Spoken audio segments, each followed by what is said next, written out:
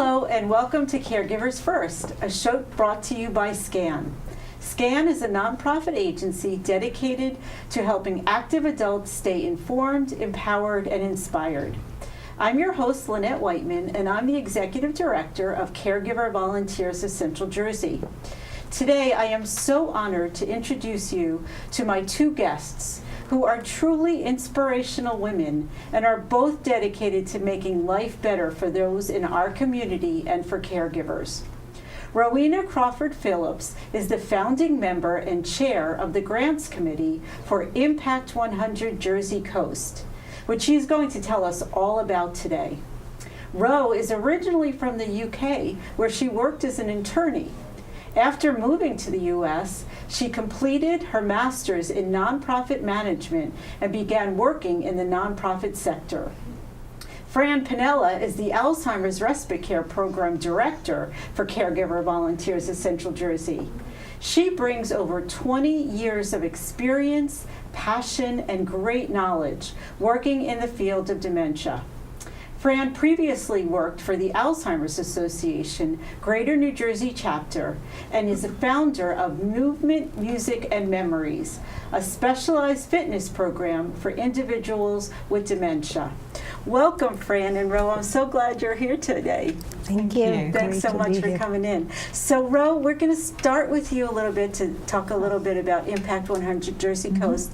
But first, tell us a little bit about your journey. You were an attorney, and then you moved into the nonprofit world.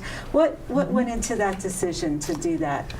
So, well, charity's been part of the fabric of my upbringing and my family for as long as I can remember. I pounded the pavements with my mother and my grandmother for organizations like the Heart Foundation, the Meningitis Trust, organizations that were close to my family's heart for one reason or another. And when I came to the States, I had an opportunity to really put my skills as a lawyer to good use to help others. Great. And what kind of law did you practice in the UK? Interesting question. I was actually working for a law firm that was in charge of giving the compensation to victims of mad cow's disease. So my experience in the time that I was an attorney in London was actually very focused on helping those in need. Wow, that's really interesting. And then when you came here, did you start working with Impact? That was how you got into the nonprofit world? So no, actually when I was doing my master's, I started working with an international conflict resolution organization called Seeds of Peace. And I worked with them doing mostly legal work for 10 years, but I also did some grant writing. So, so that was my proper first job in the nonprofit sector. Okay. And then you're a founding member of Impact 100 Jersey Coast. So tell us about that. What is that organization? Sure. So Impact 100 is a women's grant-making collaborative. And what that means is that each individual member gives an annual donation of $1,100, and the members pool those donations into one large amount to be able to give high-impact grants to local nonprofits in Monmouth County. Okay. And how long has it been in existence? How long?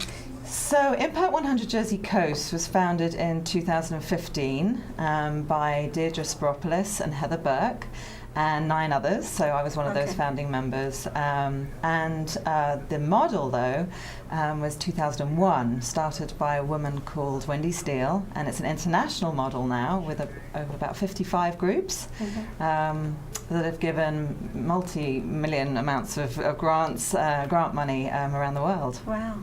And so the mission really is to, instead of making small grants to a lot of organizations, to really change. Right. So the idea is that those grants are transformational, that they are game-changing for the organization, that they can dream big and make big things happen. I think Wendy Steele felt 2 things predominantly. One, that she wanted to join her relatively modest, although that depends, but I think that the idea was to pool funds to really make that game-changing donation. And also the awareness that nonprofits do spend a lot of time grant writing, and those grants can be 5% of what they need. So it's a lot of effort that goes into getting $5,000, $10,000, $15,000. Right. And so I imagine you grew over the years. How have you seen Impact 100 Jersey Coast grow through the years? So we've been absolutely astounded by the rate of growth. It's been incredibly popular. We're so grateful for all our members. We're 336 members strong. Wow. Just going into our 4th grant cycle. So we are beyond thrilled at the growth. That means we've been able to give out 6 grants of over $100,000 each. That's amazing. Yeah. And it's such a different model of really the people who are part of this and donating the money are really seeing where their money is going. Talk a little bit about how the process of how those grants are awarded and how everybody gets a say in that. Well, that's one of the important pieces and why it's so unique. I think that it's one woman. The model of one woman, one donation, one vote is very unique to grant making. It's a collective giving circle, so it's a collaboration, and everybody has a vote as to how that money is spent. You can get as involved as you can or want to.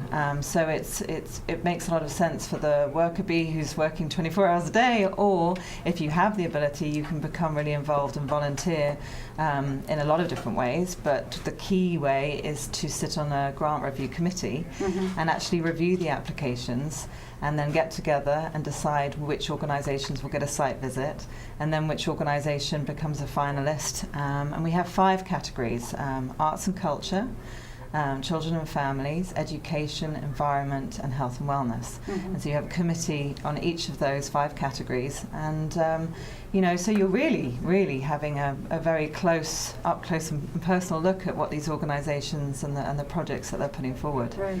Yeah, and so you mentioned that you have given 6 grants out already, and we're going to talk about the Alzheimer's Respite Care program a little bit after. But some of the other grants that you've given out, like over the years, the other ones, like, have you really seen their organizations change as a result? Is there any like concrete example that really makes you proud?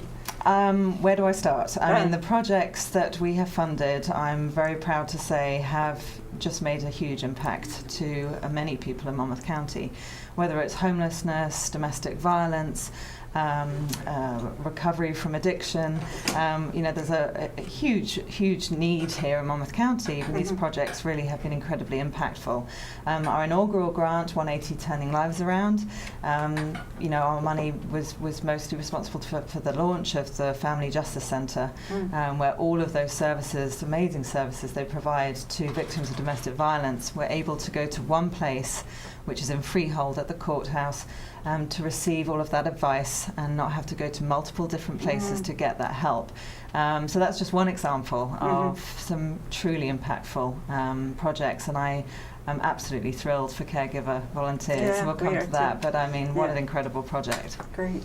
And how do nonprofits find out about you, and is it open to any nonprofit, or how does that work for the nonprofit world? We have some fairly standard requirements, eligibility requirements, and they're all on our website. But we try to be as open as possible because we really want to impact as many and be there for as many nonprofits as possible. We have a saying at Impact: we're only as strong as the number of members, but only as impactful as the number of nonprofits that apply. So we are always trying to get the word out, and we hope that everybody will help us get the word out to the nonprofits they support and love, and drive them to our website. They can always call us, get in touch with us to find out what the eligibility requirements are. Okay. And how do people find out if this really moves them, that they want to be a member of Impact 100 and really get involved in making a difference in their community? How can people find out about that as well? So again, our website has got all the information, and we're very open to meeting with people for coffee to tell them more about us. We're very, it's a membership organisation, so we're very open. are really trying to diversify geographically. We feel like we've got a very strong membership on the coast around where we started, but we really want to go west and broaden our reach into other areas of Monmouth County. And we've also just launched our scholarship program. So, trying to really diversify and make sure that we're accessible to as many women as possible. Yeah. I imagine it's also just a great place for women just to meet other business women and network, and there's when we were at that night, there's such energy in that room and such an amazing gathering of women. I imagine that's just really such an advantage as well. So it really is. 336 community-minded women who bring all sorts of different talents and backgrounds to the table, and it's social, and it's a huge connector. Wonderful. Like, I was fairly new to the area. I'm from the UK. For me to learn more about Monmouth County and to meet all these other fantastic women was just a blessing. So it is, and just to your point about the annual meeting, which I didn't mention, is the ultimate, the culmination of the whole process. I mean, yes, what an amazing night. At our last annual meeting, we had, I think, around 200 or maybe even 300, but it was a large number of members all in one room, all making the very tough decision about who would receive those 3 grants. So wonderful. So just the if people want to find out about it, the website is it impact100jerseycoast.com? .org. .org. Yes, okay. Exactly. Impact100jerseycoast.org. Yeah. And then that's for nonprofits to find out about Everybody, members as well. Members and everything like that. Members. So that's the place to learn more. That's the place to go for more Excellent. information, and it's got the grants email on there and the membership email on there as well. So excellent. Well, you mentioned a little bit, and that's why Fran is here. We were so honored to be a recipient of this grant this year, and maybe you could talk about, like, I mean, our focus is caregivers and dementia and Alzheimer's disease. Was there something specific that spoke to the members about our program? Was it something that was personal to a lot of members? So at Impact, we have 3 funding priorities. That the projects that we fund address an unmet need, they serve underserved populations, and that they have a high impact on beneficiaries. And on many levels, this project fit very well with all of those. I mean, we all know that there is no funding in Medicaid for in-home respite care, and so this falls on the shoulders of loved ones to look after their loved ones with dementia, and they don't get any respite. So, the unmet need was clear, the underserved population was clear, and just the impact on the beneficiaries with this project, not only being for those with dementia, but also the caregivers, the respite for them, and then with the connections through music, which is a wonderful expansion of that program, for the volunteers that you match. So for our members, I mean, it really ticked so many boxes or so many levels, and for them personally, it's interesting. Just recently, we've been talking about recruiting for this coming year. I've had numerous conversations with Impact members who have said, I'd love to. I do have, a lot of my time's taken up caring for my mother, my grandmother, and I think you call it the sandwich. Sandwich generation. The sandwich generation, where right. actually many of us, the demographic is such that we do have small children as well. So there's a real, it's tough. It's really tough to make make it all happen when you've got that that caregiver responsibility on both the young kids side and the There's a lot more, and I'm sure you're reading about it, Fran, about millennial caregivers. Absolutely. How the number of, you used to think of a woman in her 50s or 60s, but now it is the millennials who are taking on a lot of the role of caregiving, and that's new to this space. So. We're going to come back after the break, and then we're going to talk to Fran more about the program that was funded. But Rowena, I just thank you so much for your inspiring work and what you're doing to change our community. It truly is wonderful. So thank you. Thank you. So stay with us. We're going to be right back in a minute, and then we're going to learn a little bit more about help for caregivers and respite for caregivers. We'll be right back. You probably already know that rehabilitation is a must for successful recovery from surgery, injury, or serious illness. What you may not know is that you're free to choose where you go for rehab. In Monmouth and Ocean County, the compelling choice is Care One. Where you choose to go for rehab matters, and with Care One, you have 4 convenient locations to choose from in Monmouth and Ocean counties. Care One at Jackson, Care One at Wall, Care One at Homedale, and Care One at King James in the Atlantic Highlands. At Care One, you'll work with a team of experts to develop a plan based on your needs and goals. You'll have the full support of caring, compassionate physicians, RNs, licensed therapists, and nutritionists dedicated to helping you recover successfully, without setbacks, at a pace that makes you comfortable and successful in meeting your rehabilitation goals. Once you take the first step with us, you'll never look back. Call 877-99-CARE-1 today and come for a tour. Welcome back to SCAN and Caregivers First. I'm your host, Lynette Whiteman, and I'm having a wonderful conversation with Rowena Crawford-Phillips from Impact 100 Jersey Coast and Fran Pannella, who's the director of the Alzheimer's Respite Care Program. So Fran, we're going to talk to you a little bit of it in this section. So you've been in this field for over 20 years. Yeah. What keeps you going in this field? What draws you to working with people with dementia? Because you are passionate about this field. I think as the time goes by, and I see more and more hope in research and in learning how to best increase quality of life for families and people that have dementia, it's there for me. I've been drawn to it since I first became a nurse when my kids were young, and I grew up with a grandma that lived with us, and my mom was her caregiver, and I've always enjoyed being with people who are older and learning their life story, and enjoying the wonderful impact that an older person can have on the rest of the family, and just enjoying them. And I think it's just from that. It's just the enjoyment of being with that person, and really when over the years I've found that working with someone with dementia, when we really see them and really get to know them and know their story, we can find ways to connect that we might not have otherwise been able to. And maybe it's a selfish thing. I love that interaction, and if I can help bring that to some other families and maybe let them see a little bit of hope, I think that's what it is. That's what keeps me going. Yeah.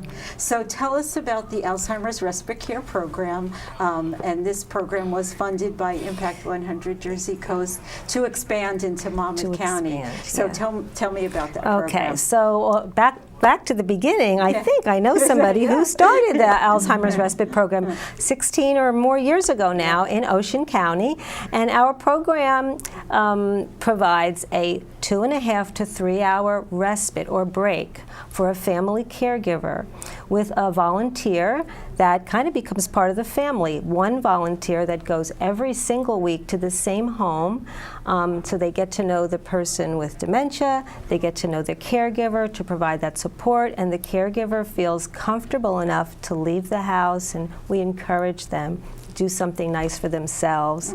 Yes, they might use it to go food shopping or to run to the store, but the conversations are always, oh, Mary, please do that, but then run to the library and sit for a while quietly or something. So it's really an engagement for the person with dementia. The volunteer is trained by me and to learn how to do that type of engagement. It's a social visit. We're not providing any sort of care, and the family member gets to take a much needed break from that 24/7 of their responsibilities. And our goal is to have them feel comfortable enough to really, really separate themselves for a few hours and enjoy themselves maybe. Yeah. Talk about the importance of self-care for a caregiver, because you just get caught up in the 24-hour day. Yeah. You feel guilty if you leave the person or you take time to yourself. Why is that 2.5 to 3 hours so important for caregivers? You know, there's so much besides just the 24/7 of the anxiety, the loss, the visualization of the constant loss of this person. All by itself would be enough for them to need to take a break. But then there's the physical work that we're doing. There's the unknown of what's going to be next. There are behavioral symptoms and physical symptoms of someone when they have dementia that are needing attention to. The person with dementia often is not aware that they're not remembering, that they just ate, or that whatever's happening. So it's not like, come on, Mom, let's go do something. Okay, sure, I'm coming. It's usually some sort of an interaction. A caregiver, besides doing this, also has other, life doesn't stop because this person happens to be a caregiver of someone with dementia. They also have a job probably, or young children or grandchildren, or financial responsibilities, stresses, all the other things that we deal with in challenges of life don't go away, and they seem to, when we're under so much stress, be unmanageable.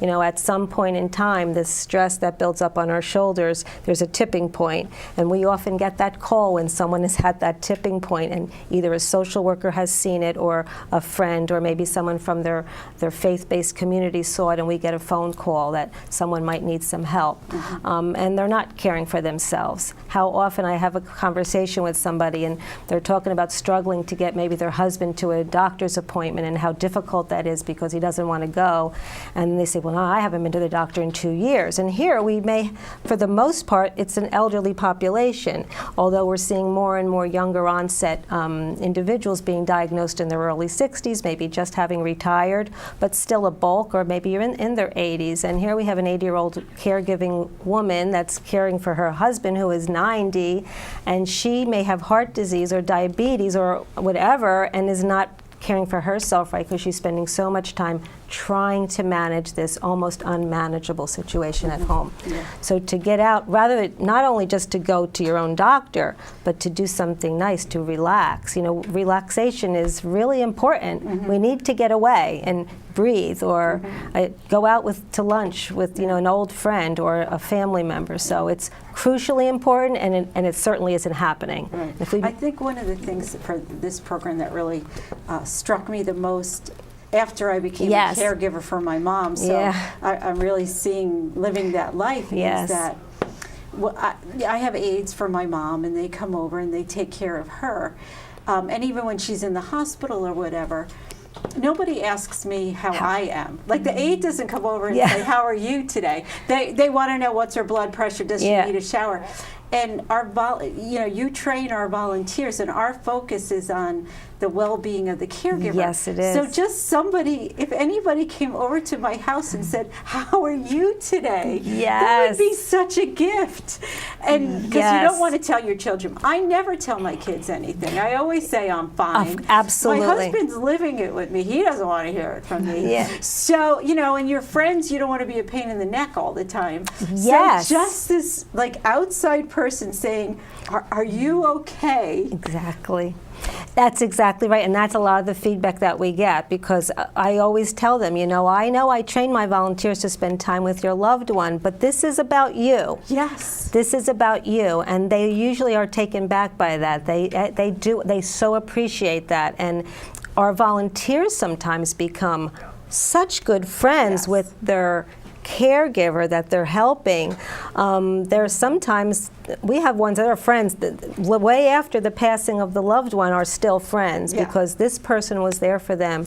No, they're not family members, no preconceived anything. You know, they're not coming in with scrubs, they're not working. They're just a friend. Yes. And we talk about that even in our training, about best friends. That's what we do. We're trying to become a friend of theirs, and it really that's really a big part of the powerful, impact. right? Yeah, and just resources. Somebody that you trust is coming in the door, and they see something, and they could say, "Hey, well, you need to call this, or think about daycare, or whatever." Yeah, it's just huge. Yes, and so we keep a good, really close relationship with our volunteers. We have monthly support groups for our volunteers, right, so that we can keep on top of, and we follow up with families to see how are you doing. Right. Is there anything else that we can give them resources to, right, and follow up with that as well. Right. So what did it mean to you when you learned that you were going to be able to move into Monmouth County because of the impact?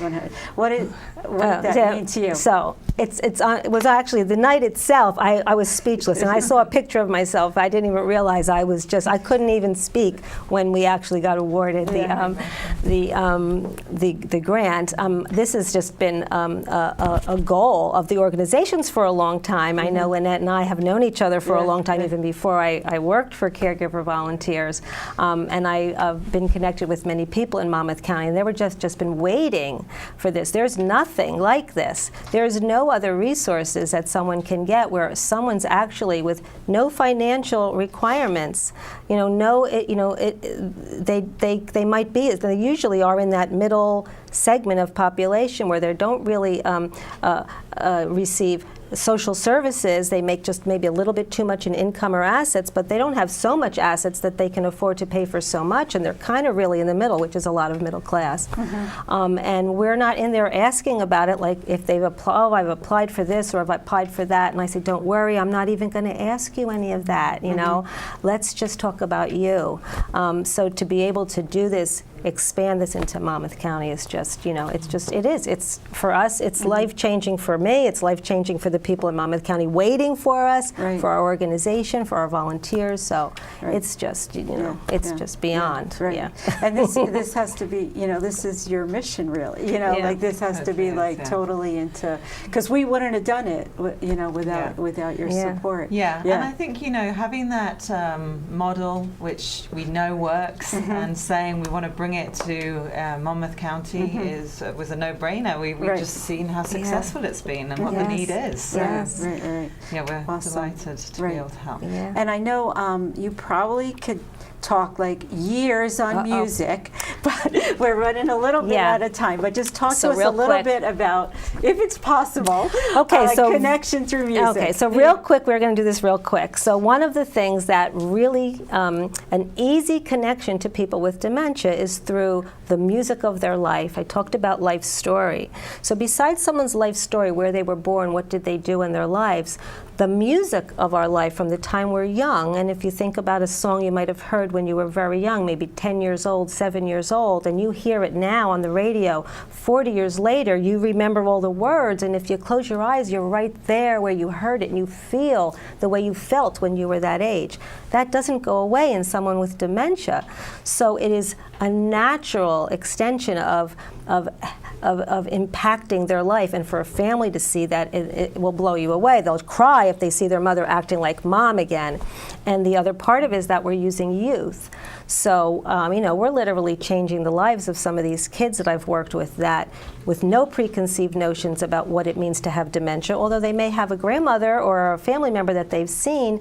We introduce them, they're not afraid. There's a lot of stigma around dementia that many people that are in their middle ages we're so afraid of getting dementia that it's a little harder for some people to visit, but a young person, we train them the same way, all about the brain, about the power of music.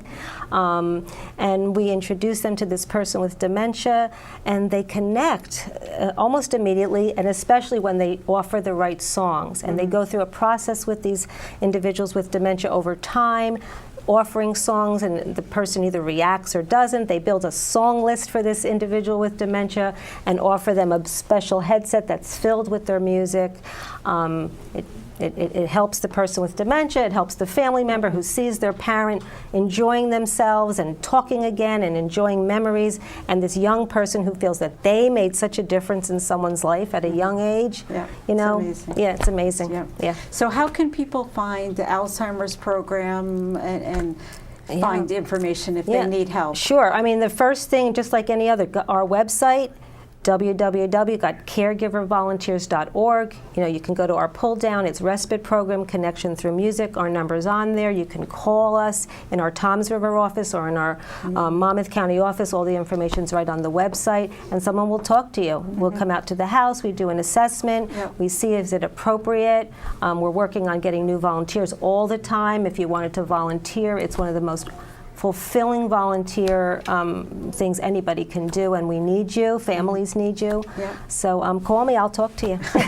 And even if you can't help, you're going to send them to a resource. Absolutely. Fran knows pretty much every resource in the area. So thank you, Rowena. Thank you, Fran, so much. Thank you. You guys are so inspirational. You both have such passion about making the world a better place. So it was really an honor to have you on the show today. Thank you so very much. Thank you. And thank you all for joining me today on Caregivers First. I hope you learned something that you didn't know before about Impact 100 Jersey Coast. I hope you'll look them up and get involved with this great organization, and also with the Alzheimer's Respite Care program.